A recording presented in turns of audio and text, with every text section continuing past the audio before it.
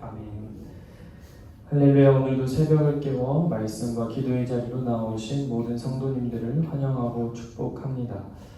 사람들은 언제나 오늘 본문 당시에 헤브론과 같이 모든 것이 잘 정리되어 있고 또 완전한 또 온전한 곳에 머물기를 소망합니다. 오늘 시대에도 예를 들어 삶이 잘 풀리고 사업은 승승장구되어서 가족 모두 행복하게 예를 들면 잠실의 시그니엘 맞나요? 이런 곳에서 살면 얼마나 좋을까요? 그런 곳에 살고 싶지 않으신가요? 그럼에도 현실은 아직 무언가 정리되지 않고 또 온전하게 이루어지진 않고 어수선한 시글락과 같이 느껴지시나요? 사업의 문제, 또 회사의 문제, 또 건강 문제나 자녀 진로에 대한 고민 등등 아직도 여전히 이러한 고민들에 머물고 계신가요? 그렇다면 오늘 본문은 참으로 위로가 될 것입니다. 하나님께서는 아무도 주목하지 않는 반지하와 같은 그런 시글락에서 하나님의 사람을 모으셨고 일하셨다는 것을 알게 된다면 지금의 자리가 영광의 자리로 여겨질 줄 믿습니다. 본문은 먼저 시글락에 모인 사람들이 결코 인생의 실패자가 아니라는 것을 말해주고 있습니다. 함께 본문 역대상 12장 1절 말씀을 함께 읽겠습니다. 다윗이 기스의 아들 사울로 말미암아 시글락에 숨어 있을 때에 그에게 와서 싸움을 도운 용사 중에 된 자가 있었으니. 아멘. 당시 다윗의 상황은요, 사울에게 쫓기고 있었고요, 또 본문처럼 시글락이라는 곳에 숨어서 지냈습니다. 시글락은 어떤 곳이었냐면요, 이스라엘의 땅도 아니었고요, 당시 블레셋의 땅이었습니다. 즉 이방인의 땅, 또 외국 나라였던 거죠. 사울을 피해서 이 한국을 떠나 예를 들면 중국에 이렇게 숨어서 지내고 있는 그런 다윗의 지금 그런 상황입니다. 이 시글락은 또 하나님의 약속의 땅도 아니었습니다. 그런데 이렇게 홈그라운드도 아닌 곳에서 또 외진 곳에서부터 하나님께서는 다윗의 중심으로 사람들을 하나 둘씩 모으기 시작했습니다. 이 도망자로 숨어 지내는 다윗을 찾아온 사람들은 그럼 누구였을까요?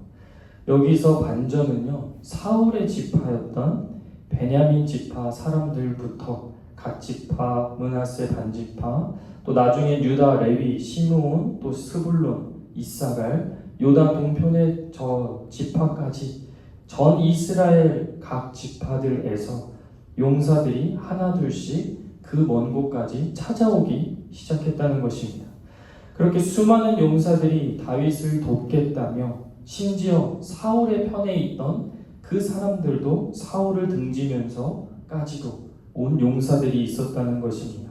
더 나아가서 그냥 어느 정도의 그냥 사람들이 모인 것이 아니라요, 무기를 능숙히 다루고 또 용맹한 사자와 같은 얼굴에 또 사슴과 같은 민첩성을 가진 그런 정말 뛰어난 용사들이 모인 것입니다. 누구 주위로요? 다윗의 주위로요.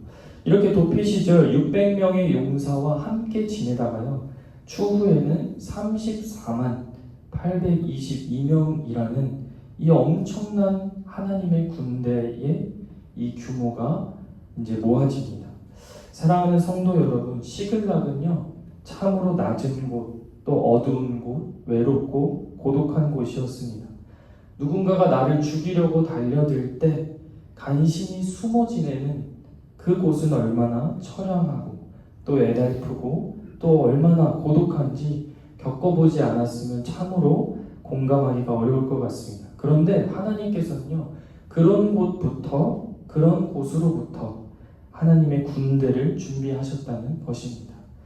제가 책을 보면서 이런 글을 본 적이 있는데요, 큰 사람이 되고 싶고 또 큰 리더가 되고 싶다면 먼저 혼자만의 고독함과 또 외로움을 견디고 이길 줄 알아야 된다고 합니다. 그 이유는 큰 사람, 큰 리더가 되면요, 그 왕관의 무게를 버티는 자리는 더욱더 외롭고 더욱더 고독하고 또 외롭기 때문이라는 것인데요.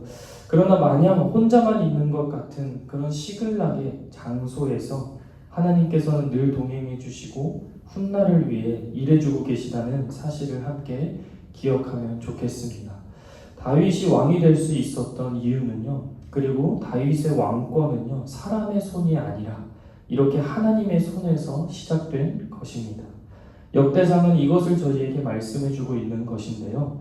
하나님께서 오늘날에 저희 삶 또한 주관해주고 계시며 또 시글락과 또 때로는 광야와 같은 이 인생의 시간과 그 장소에서 하나님의 방법으로 하나님의 사람들을 보내주시고 또 그 뜻을 이루어 주시는 줄 믿습니다. 하나님은 성공의 자리가 아니라 순종의 자리에 임하시는 줄 믿습니다. 본문은 다음으로 성심으로 하나가 되는 그 공동체를 하나님께서 기뻐하신다고 말해줍니다. 함께 본문 12장 38절, 함께 12장 38절 말씀을 읽겠습니다.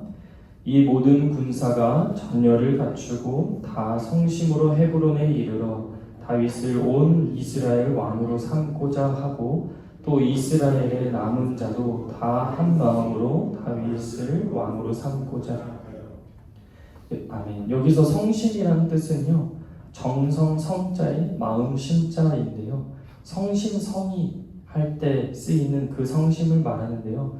오늘 본문의 성심은요, 정성을 넘어서 이 어떤 뜻을 가지고 있냐면요, 마음을 분리해서 나눠 갖지 않는 마음, 그리고 서로 의심하지 않는 마음으로 표현이 됩니다.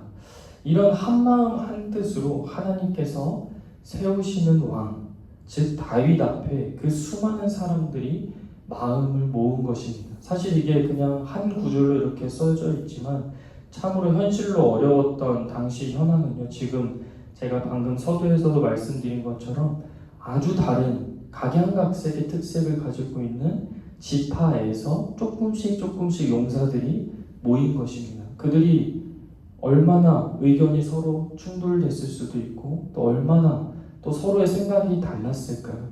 근데 마치 저희 교회도 마찬가지죠. 지금 서로 다 다른 옷을 입고 있고 다 다른 직업을 갖고 있고 다 다른 생각을 가지고 있습니다.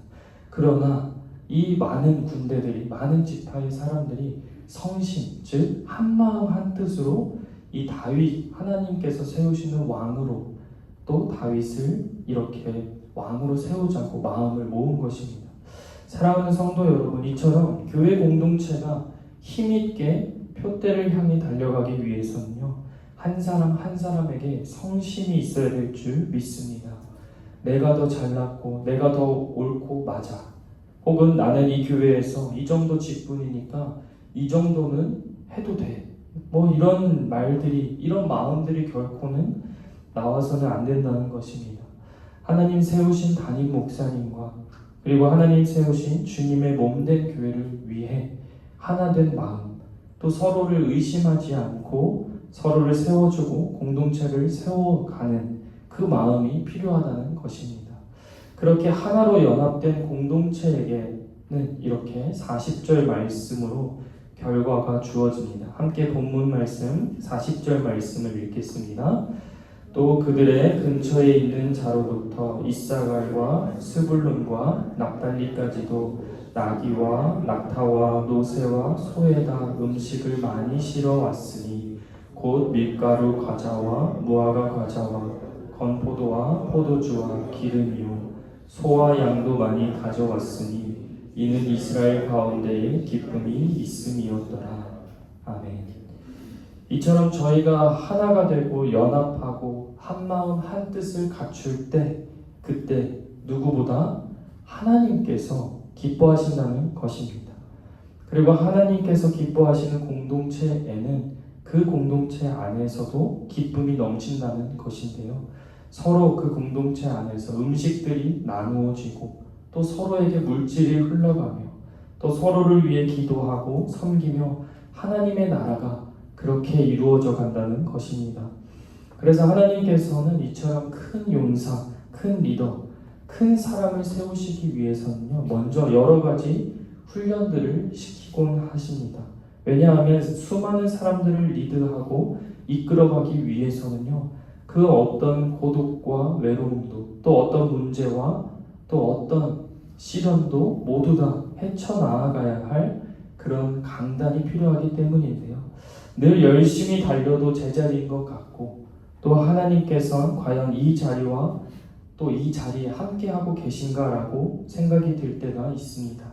그럼에도 이미 하나님께서는 그 시글락과 같은 그 자리에서 하나님의 일을 위해, 그리고 하나님께서 친히 세우시기 위한 그 한 사람을 위하여 돕는 손길들을 예비하시고 또 갈 길을 밝히 비춰가고 계시다는 것을 믿음으로 믿으시길 바랍니다. 그리고 훗날 하나님께서 예비하신 그 용사들과 하나님의 군대들을 통해 다윗 왕국이라는 큰 왕국을 세우십니다. 이는 단순히 다윗의 왕국을 세우셨다는 의미를 초월하여서요, 장차 오실 예수 그리스도를 통해 이루실 하나님 나라를 예표하고 있는 것입니다.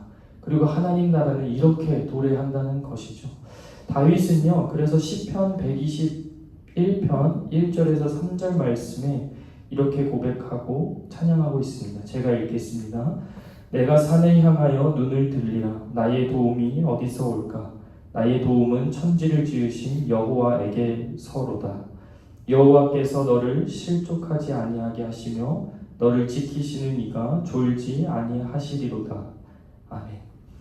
오늘 찬송했던 찬송가와 같이요, 다윗은 먼 산을 바라보면서 이렇게 성전을 올라가면서 먼 산을 보면서 이렇게 질문을 해본 것입니다. 과연 나의 도움은 어디서 온 것일까? 저 산으로부터 온 것일까? 이 질문에 아니다. 나의 도움은 천지를 지으시고 실족치 아니하시며 졸지도 아니하시는 하나님께서 나를 지켜주시고 인도해 주시고 도와주고 계시다라는 이 깊은 깨달음 가운데 이 찬양시로 영광을 올려드린 것입니다. 오늘 역대상 본문의 핵심의 주제는 바로 도움입니다. 도움.